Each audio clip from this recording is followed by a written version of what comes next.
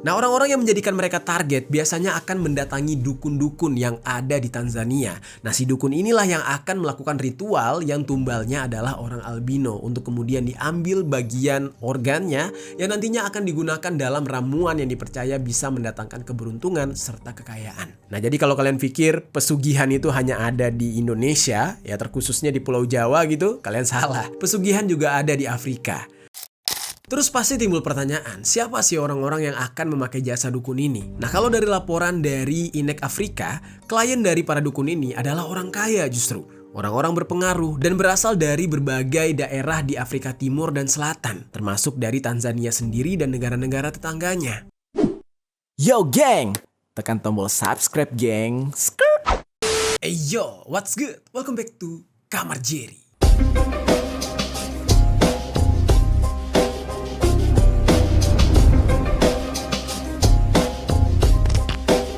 Geng. Dari kemarin ada beberapa orang yang nge-request ke gua untuk ngebahas tentang berita ini. Jadi ini adalah sebuah kasus yang datang dari Tanzania mengenai kehidupan albino. Nah, dari request yang gue dapatkan itu banyak yang bilang kalau di Tanzania itu banyak banget anak-anak albino atau manusia-manusia albino. Awalnya gue pikir banyaknya albino di sana itu sebuah fenomena yang biasa. Nah, tapi pas gue coba untuk mencari tahu tentang topik ini, ternyata ini bukan sebuah fenomena yang biasa. Melainkan di Tanzania ada banyak orang albino yang mengalami diskriminasi. Dan bahkan bukan cuma diskriminasi dalam bentuk perkataan aja, melainkan juga diskriminasi secara fisik karena di Tanzania ada sebuah praktik perdukunan yang menjadikan orang-orang albino ini sebagai tumbalnya. Wah, ini pembahasan yang mungkin udah lama gak kita bahas, yaitu pembahasan yang agak sedikit ada misterinya gitu. Makanya kehidupan mereka di sana sangat terancam, geng. Dan hal ini yang membuat tingginya kasus kekerasan dan tewasnya orang-orang albino di Tanzania. Karena memang mereka itu menjadi incaran di sana. Dan video kali ini gue akan membahas dan merangkum kepada kalian tentang kasus ini, mengenai diskriminasi tersebut, dan bagaimana menyedihkannya menjadi orang albino di Tanzania ini. Langsung aja kita bahas di sisi lain.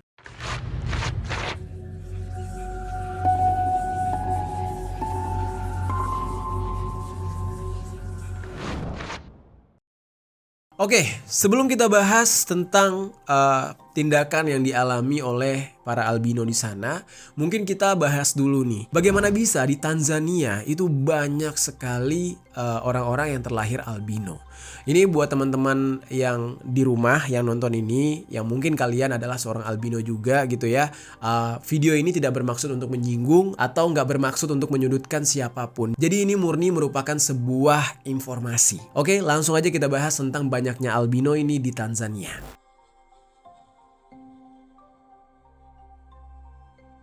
Jadi geng, Tanzania ini adalah sebuah negara yang berada di kawasan Afrika Timur. Ya walaupun pada umumnya orang-orang Afrika itu berkulit hitam, tapi ternyata ada juga yang berkulit putih. Bukan karena mereka hasil dari kawin campur dengan orang kulit putih, tetapi melainkan mereka memiliki kelainan fisik yang disebut dengan albino. Nah, albino sendiri mungkin kalian udah banyak yang tahu atau justru kalian juga mengalami gitu ya. Ini adalah sebuah kondisi ketika tubuh kekurangan melanin atau pigmen yang memberikan warna untuk rambut, mata, dan juga kulit. Jadinya ya terlahirnya tuh putih, rambutnya juga putih, matanya juga agak sedikit kuning mungkin ya. Jadi memang berbeda. We're gonna have hypopigmentation. So that means we're gonna have reduced melanin in our iris and retina of the eye. So we're gonna have very light colored eyes. Seseorang yang terlahir albino cenderung memiliki warna mata yang terang, kulitnya dan rambutnya itu ya udah pasti pucat gitu. Sekalipun mereka berasal dari ras manusia berkulit gelap seperti orang Afrika. Nah, albino sendiri adalah sebuah kelainan resesif autosomal. Yang berarti ketika dua orang yang memiliki genetik yang sama atau identik gitu ya, itu menikah, kemungkinan besar anak-anak mereka akan terlahir albino. Nah, tapi untuk informasi yang bagian ini ya, gue minta koreksi dari kalian kalau memang gue salah dalam menyampaikan, karena gue mengambil dari beberapa sumber yang dikatakan seperti itu, dan bahkan ada beberapa sumber yang mengatakan ya adanya perkawinan sedarah atau incest gitu. Nah, itu juga bisa menciptakan atau melahirkan anak albino. Tapi gue nggak tahu nih secara medisnya gimana, karena gue bukan orang medis. Mungkin kalian yang lebih paham boleh koreksi di kolom komentar. Cuma geng, Memang dikatakan ya dari informasi yang gue dapatkan, gak semua albino adalah hasil dari perkawinan sedarah. Tapi memang praktik tersebut beresiko tinggi anaknya akan mengalami albino. Nah, mau itu pernikahan antar sepupu dekat, saudara kandung, atau orang tua dengan anak kandung. Katanya sih kayak gitu. Especially skin cancer. Their average life expectancy here is just 40 years. Nah, praktik seperti itu ternyata banyak terjadi di Tanzania. Perkawinan antara saudara atau perkawinan ya antar keluarga. Bahkan ada sebuah laporan yang dibuat oleh kepolisian Tanzania yang bekerja sama dengan Biro Statistik Nasional itu menunjukkan kalau kasus incest di Tanzania pada tahun 2023 masih marak terjadi dan kota Arusha itu menjadi kota yang kasusnya paling banyak. Di dalam laporan tersebut juga menyebutkan kalau ada 68 anak yang melakukan hubungan seperti itu dengan kasus yang paling tinggi itu terjadi di kota yang bernama Kota Tanga. Yang mana ini bahkan melibatkan yang masih di bawah umur. Totalnya itu ada 35 orang, 34-nya perempuan dan satunya laki-laki. Padahal nih ya, di Tanzania sendiri ada hukum yang secara tegas melarang perkawinan seperti itu. Perkawinan sekeluarga kayak gitu. Di dalam pasal 158(1)B dan 160 KUHP. Nah, kenapa dilarang? Ya itu tadi, bisa menyebabkan anaknya yang lahir nanti ya mengalami kekurangan, bisa cacat, bisa albino atau bisa kayak terlahir berkebutuhan khusus gitu. Nah, di sana karena udah ada aturannya, kalau ada yang terbukti melakukan hubungan yang kayak gitu, otoritas Tanzania nggak segan-segan untuk memberikan hukuman berat, yaitu penjara seumur hidup atau minimal 30 tahun penjara bagi perempuan yang melakukan hal tersebut. Nah, tapi tetap aja ada yang melakukan hal kayak gitu, yang tertarik sama adiknya lah, tertarik sama sepupunya, sama abangnya gitu.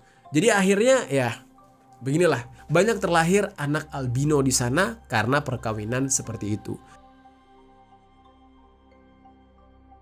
Nah, sesuai dengan yang gue jelaskan sebelumnya, dengan banyaknya praktik perkawinan sesama keluarga atau disebut dengan incest ini terjadi di Tanzania, negara tersebut menjadi negara yang memiliki jumlah populasi albino terbesar di Afrika Timur. Kebayang nggak kalian?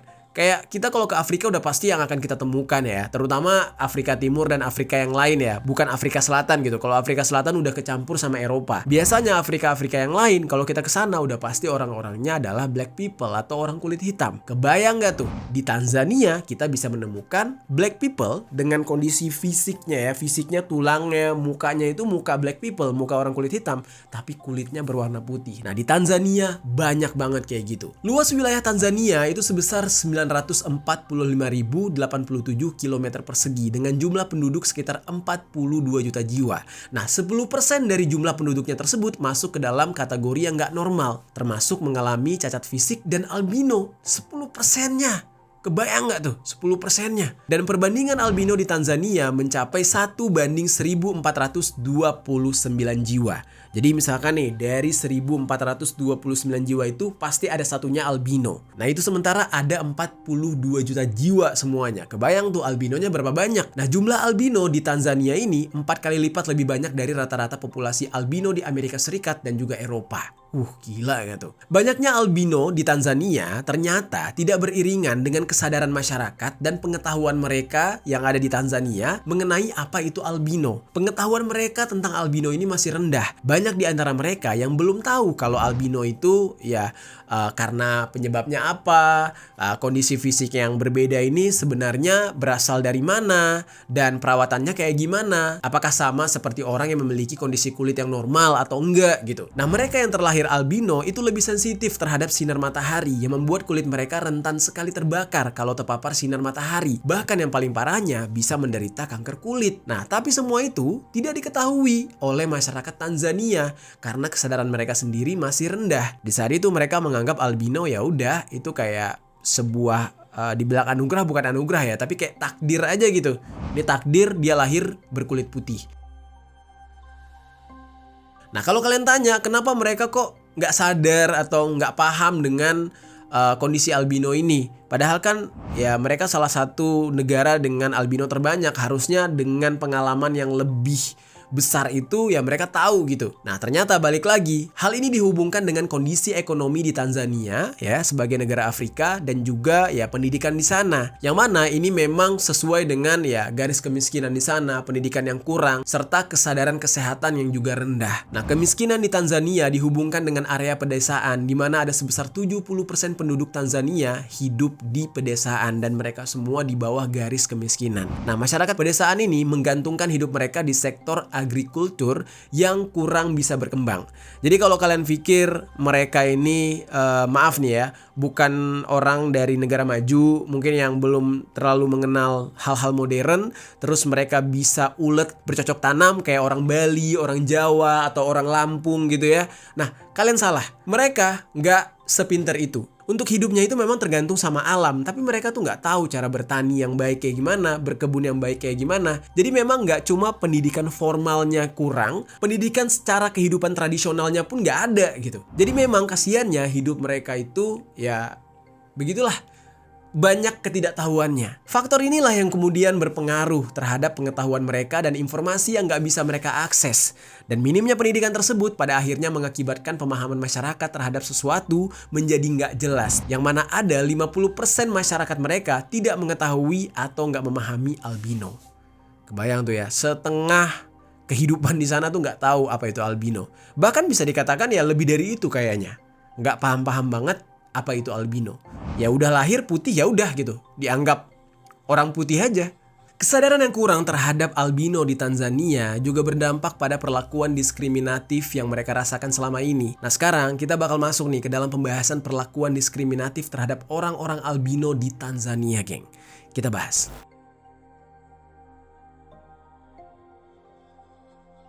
Jadi geng, dengan kondisi Tanzania yang perekonomiannya rendah dan akses pendidikan serta informasi yang kurang, membuat pengetahuan mengenai albino juga tidak banyak diketahui oleh orang-orang Tanzania. Apalagi dari segi medisnya. Orang-orang albino ini dianggap berbeda dengan orang-orang Tanzania lain yang sewajarnya berkulit hitam. Anggapan mereka yang berbeda ini membuat banyak kesalahpahaman dan kepercayaan yang tidak berdasar. Contohnya aja ya, albino itu dianggap bisa mendatangkan keuntungan dan memberikan kekayaan, katanya. Ya cuma geng, kepercayaan ini bukanlah sebuah bentuk penghargaan atau mereka yang terlahir albino tuh bakal diagung-agungkan atau disayang-sayang karena lahir membawa keuntungan. Nggak gitu. Malah justru mereka jadi target bagi orang-orang yang pengen kaya dengan menghabisi nyawa mereka. Kenapa demikian? Karena mereka ini terlahir albino bukan membawa keberuntungan atas fisik mereka tersebut, enggak, tapi mereka justru dijadikan sebagai umpan atau alat tukar, ya dengan kata lain tumbal, ya, tumbal untuk mendapatkan kekayaan. Nah, orang-orang yang menjadikan mereka target biasanya akan mendatangi dukun-dukun yang ada di Tanzania. Nah, si dukun inilah yang akan melakukan ritual yang tumbalnya adalah orang albino untuk kemudian diambil bagian organnya yang nantinya akan digunakan dalam ramuan yang dipercaya bisa mendatangkan keberuntungan serta kekayaan. Nah, jadi kalau kalian pikir pesugihan itu hanya ada di Indonesia, ya terkhususnya di Pulau Jawa gitu, kalian salah. Pesugihan juga ada di Afrika. Dan orang-orang albino di sana ya biasanya menjadi tumbal dan mereka itu kebanyakan diculik baru kemudian dieksekusi dan dipotong-potong dan barulah diserahkan bagian demi bagiannya kepada para dukun tersebut. Nah, namun ada juga yang tubuhnya dijual oleh anggota keluarga mereka sendiri karena di saat itu anggota keluarganya misalkan membutuhkan uang. Jadi ya udah nih, mereka punya satu anak albino, ya udah mereka jual aja nih, mau jadiin tumbal silakan. Yang penting ya keluarganya bisa makan. Harga satu tubuh orang albino di Tanzania ini itu ada tarifnya dan itu jelas banget. Nah, tarifnya itu atau harganya itu mencapai 75.000 USD atau setara dengan 1,2 miliar rupiah. Menggiurkan ya, cukup mahal. Dan itu untuk yang sudah meninggoy ya, yang udah nggak bernyawa. Ya kalau masih hidup, dijual dalam kondisi hidup, orang albino di Tanzania dihargai 340.000 USD atau setara dengan 5,5 miliar rupiah. Ada yang mau nggak? Dan ini data dari PBB itu mencatat ada sekitar 80 orang albino di Tanzania yang sudah dihabisi atau dieksekusi sejak tahun 2000. Ya memang angkanya nggak banyak, tapi ya kenapa nggak banyak? Karena ya dijualnya secara diam-diam dan dijadikan tumbalnya secara diam-diam. Karena itu kan tetap ilegal gitu ya. Tapi itu kepercayaan masyarakat pedesaan dan terjadi. udah banyak yang meninggoy. 80 orang yang tercatat ya dari data PBB tadi, itu kan yang tercatat doang. Yang nggak tercatat banyak, yang nggak ketahuan banyak. Kayaknya bakal lebih dari 80, bisa jadi ratusan yang sudah dihabisi. Sejak ya mereka percaya kalau albino adalah tumbal untuk mendapatkan kekayaan. Sedih nggak tuh? Kita ambil satu kisah nih dari salah satu korban. Nah ini ada yang namanya Wigulu. Oke, tulisannya sih Muigulu gitu ya. Nah ini sesuai dengan kemampuan gue berucap doang nih. Jadi ketika si Wigulu ini masih berusia 10 tahun, dia ini tinggal di sebuah desa terpencil di Tanzania. Ketika itu ada sebuah kasus ya, bagian lengannya dia ini diambil, dipisahin oleh orang yang gak dikenal. Ketika itu dia lagi pulang sekolah, dia ngeliat ada 2 orang yang jalan di depan dia. Satu di antara mereka tiba-tiba datang mendekati dia dan langsung nutupin wajah dia, geng. Dan yang satunya itu mulai melakukan tindakan kekerasan supaya bisa melumpuhkan si Wigulu ini. Pada percobaan pertama, serangan dari orang tersebut meleset. Namun pada percobaan kedua, orang tersebut berhasil melumpuhkan si Wigulu dan membuat dia sampai nggak bisa melawan. Nah, apalagi pada saat itu dia kan masih kecil dan nggak punya tenaga yang besar untuk melindungi diri atau membela diri. Nah setelah dia nggak bisa ngelawan, kedua orang tersebut langsung ngambil tangannya dia, ditarik tangannya dia bagian lengan dan langsung dikraks, dipisahin. Wigulu di saat itu teriak sejadi-jadinya, dia nangis merintih kesakitan dengan bekas potongan yang ya mengeluarkan cairan merah. Kebayanglah sakitnya kayak gimana. Nah kedua orang tersebut langsung cepat-cepat melarikan diri membawa bagian lengan Wigulu karena memang itu yang mereka cari sebagai tumbal.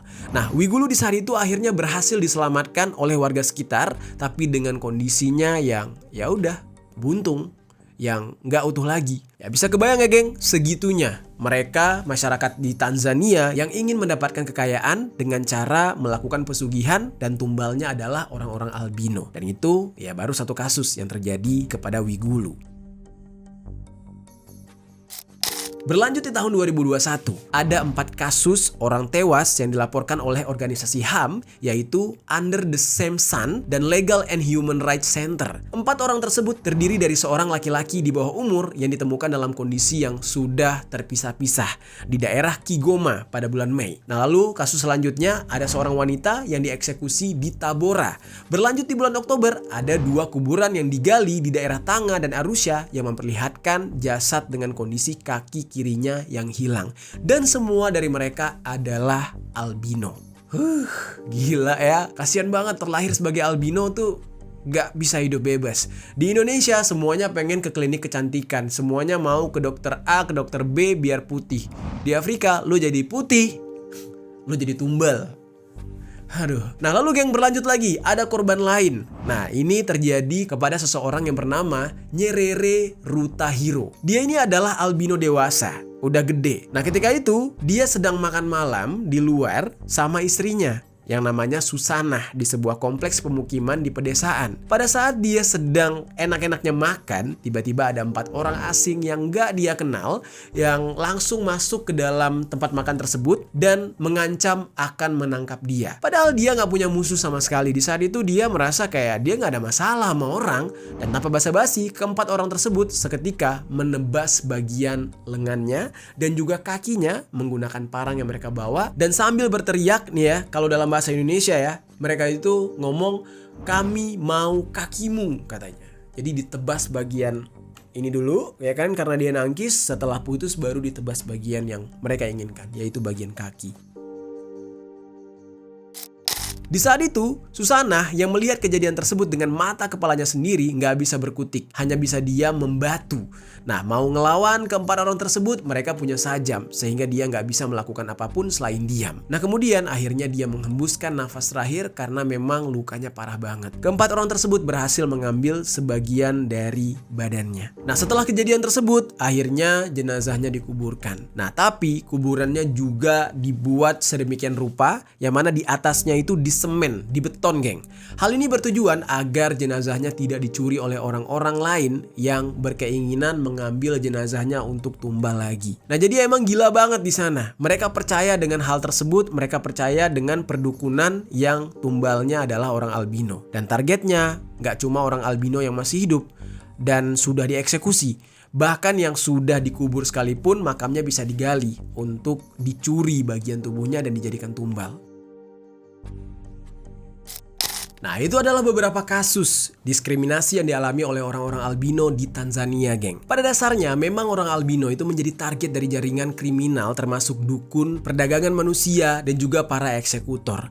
Mereka ini bisa diculik terus diperdagangkan dari desa atau negara-negara lain. Nah, dieksekusi terus dipotong-potong untuk diambil bagian-bagian yang bisa dijadikan tumbal. Atau justru kuburan mereka bisa digali untuk mengambil organ-organ mereka yang masih tersisa gitu. Menurut informasi yang gue dapatkan dari INEC Afrika, jadi tulisannya itu ENACT Afrika, ada seorang dukun yang mendoktrin sekelompok penjahat atau geng selama 3 minggu sebelum mereka melakukan penyerangan terhadap orang-orang albino. Nah, jadi selama rentang waktu tersebut, para gangster ini melakukan ritual. Mereka juga diberitahu siapa orang albino yang bisa mereka jadikan target dan cara untuk melakukan penyerangan serta cara untuk mengambil organ yang dibutuhkan. Nah, setelah mereka melakukan ritual tersebut, mereka langsung melakukan penyerangan. Nah, para gangster ini setelah berhasil menghabisi para targetnya bakal menyerahkan organ yang berhasil mereka dapatkan ke dukun untuk dibuatkan ramuan serta jimat. Jadi bagian tubuh itu ya dijadikan ramuan, diracik, ya, digunakan. Nah, terus ada beberapa bagian tubuh yang gak diracik itu biasanya bakal dijadikan jimat. Contohnya kayak tulang. Terus pasti timbul pertanyaan, siapa sih orang-orang yang akan memakai jasa dukun ini? Nah, kalau dari laporan dari INEC Afrika, klien dari para dukun ini adalah orang kaya justru.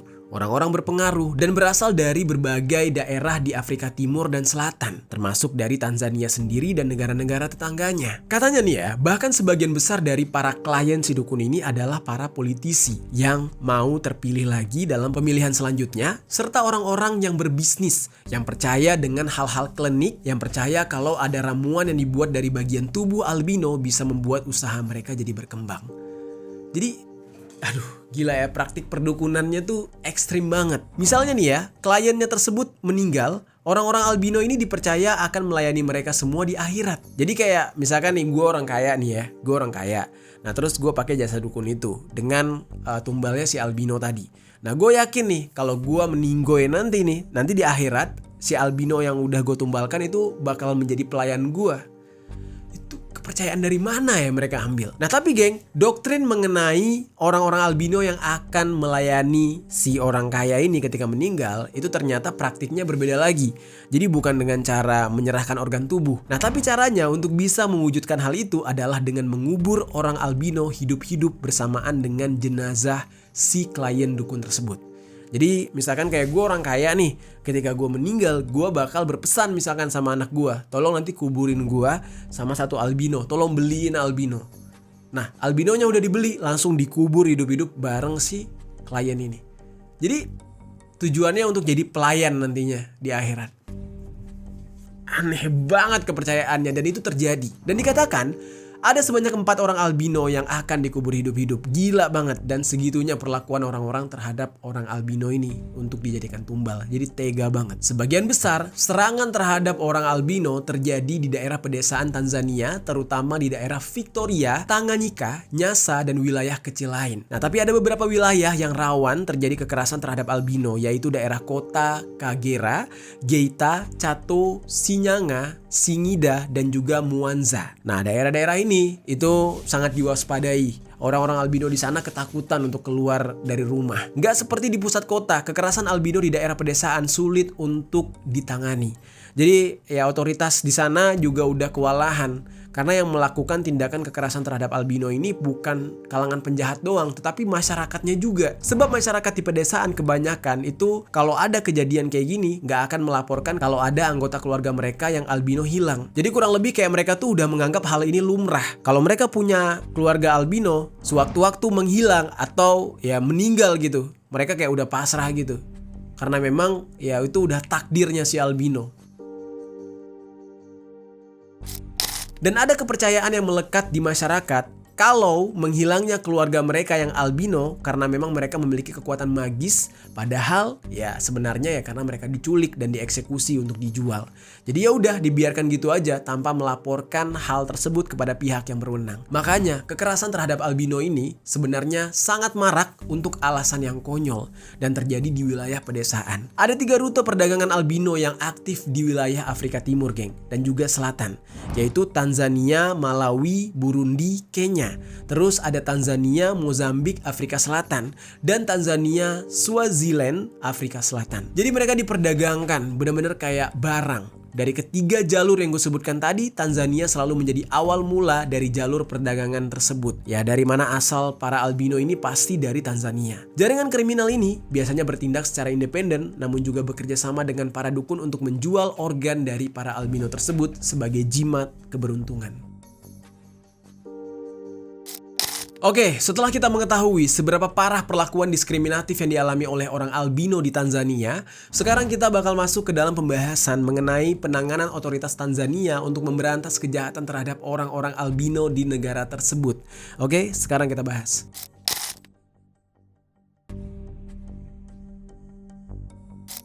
Jadi geng, ketika kita membicarakan upaya dari otoritas Tanzania atau pemerintah sana untuk menanggulangi kasus diskriminasi yang dialami oleh orang albino, hal ini sebenarnya udah dilakukan sejak tahun 2015 yang bertepatan dengan agenda pemilihan presiden. Sebelum terpilihnya seorang presiden yang bernama John Magufuli, selama kampanye dia itu berjanji untuk mengakhiri eksekusi terhadap orang-orang albino, dan dia berjanji kalau pejabat pemerintah akan bertanggung jawab secara pribadi kalau sampai ada kasus eksekusi yang terjadi kepada para albino. Nah, jadi sikap si calon presiden ini, si Magufuli ini pada saat itu sangat menentang diskriminasi terhadap albino.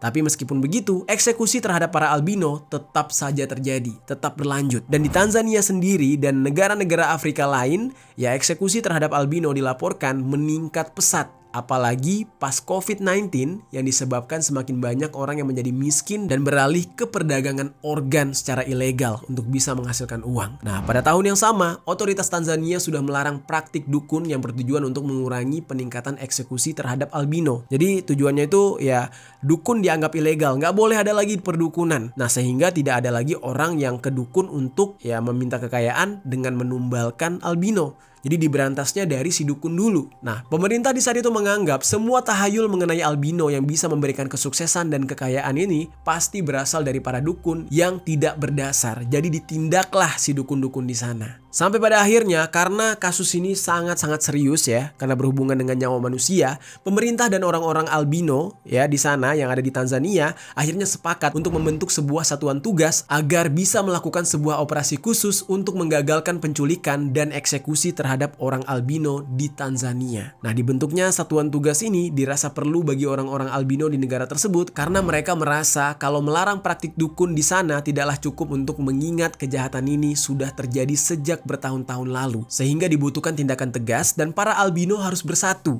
Mereka juga sama, mereka manusia, mereka juga punya tenaga untuk melawan. Makanya dibuat bersatu supaya mereka nantinya bisa melawan dan pihak otoritas negara tersebut bisa menangkap setiap orang yang terlibat di dalam kejahatan terhadap albino ini. Meskipun sudah ada tindakan tegas yang dilakukan oleh pemerintah, ya tapi nyatanya masih sulit untuk bisa mengurangi diskriminasi terhadap para albino di Tanzania karena masih melekatnya kepercayaan masyarakat di pedesaan yang berpikir kalau orang albino yang hilang ini ya karena mereka menganggap orang albino yang hilang memiliki kekuatan mistis, bukan karena diculik untuk dijadikan tumbal. Ditambah lagi, wilayah pedesaan itu biasanya adalah wilayah yang kurang mendapatkan perhatian dari pemerintah sehingga menjadi celah bagi sindikat kejahatan di sana untuk terus beroperasi. Nah, sekalinya ada advokasi di pedesaan, upaya mereka terhalang karena masih melekatnya tradisi, adat istiadat, serta tahayul yang membuat kesempatan sindikat kejahatan yang menargetkan orang albino di Tanzania semakin besar dan gak terkendali. Jadi mereka benar-benar udah kayak hewan buruan. Ada di jalan langsung didor, ada di jalan langsung diculik, dipotong.